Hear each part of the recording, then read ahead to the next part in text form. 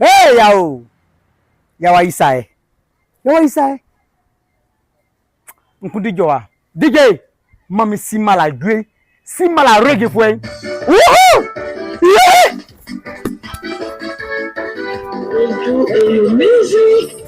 Comme le disait l'autre, le temps est un autre nom de Dieu.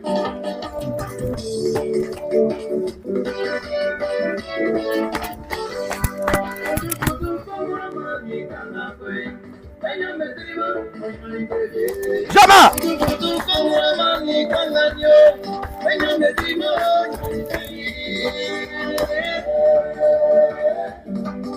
Oh, DJ, merci, DJ.